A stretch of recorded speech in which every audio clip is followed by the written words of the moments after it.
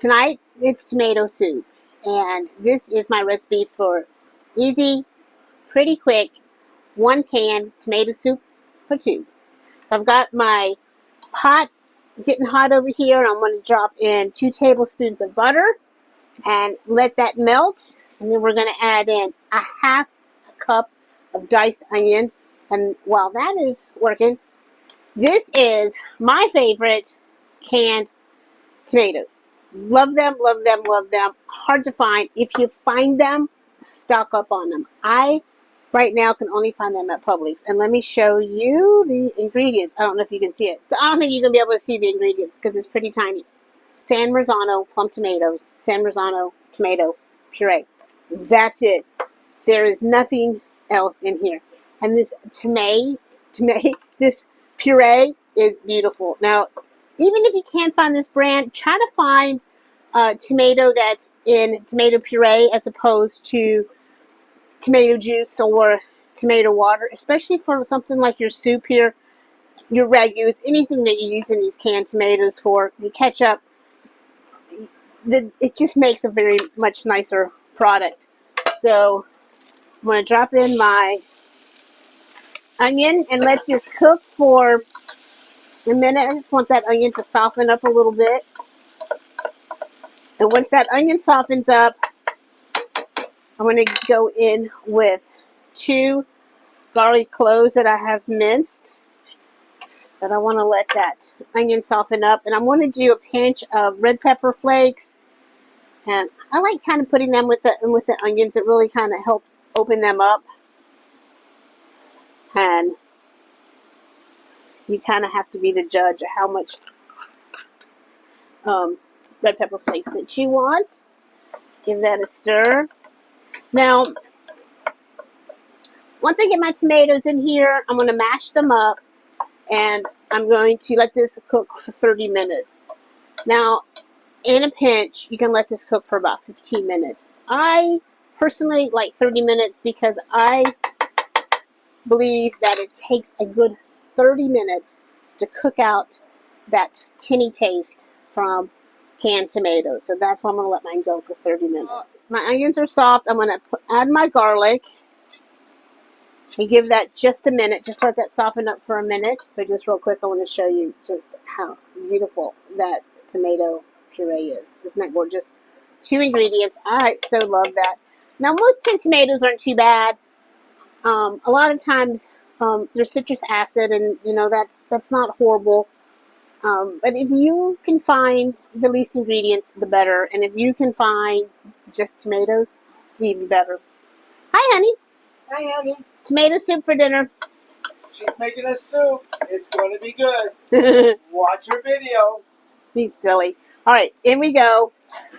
I've already spilled stuff on me already today. Every time I put on white, you know you're going to get something on it.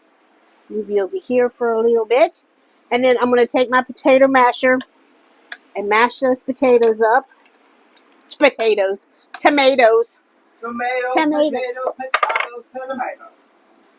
I'm going with a good pinch of salt, probably about 1/4 teaspoon of kosher salt.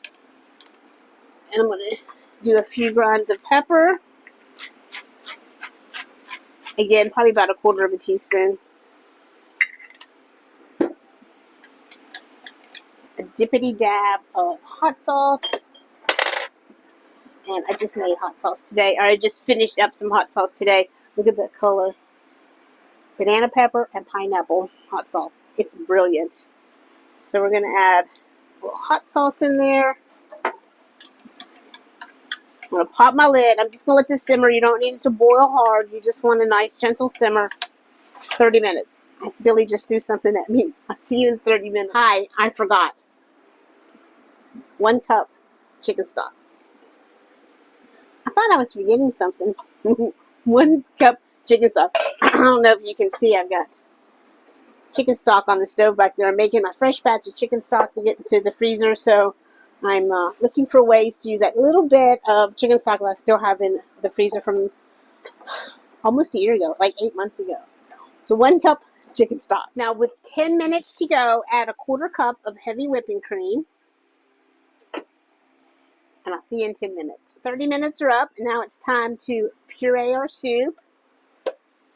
And I just like to do this with my immersion blender, but obviously you can do this with your blender or food processor. And I'm going to try to protect myself here. It's going to splatter. Now I think we should taste, see if we need anything.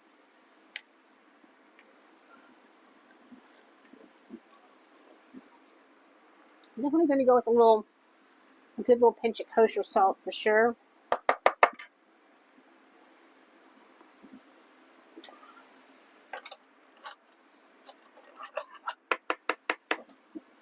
So anytime, honestly, anytime you need tomato soup, if you have a can of tomatoes in your pantry, here you go. Now, I like a little creme fraiche on mine, and I just give that a swirl across the top. And then obviously a little chiffonade of fresh basil.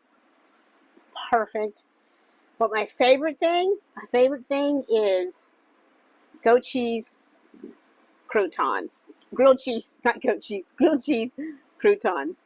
So just make some goat cheese sandwiches, cut them into little squares, toast them pretty tight, but pretty hard, and then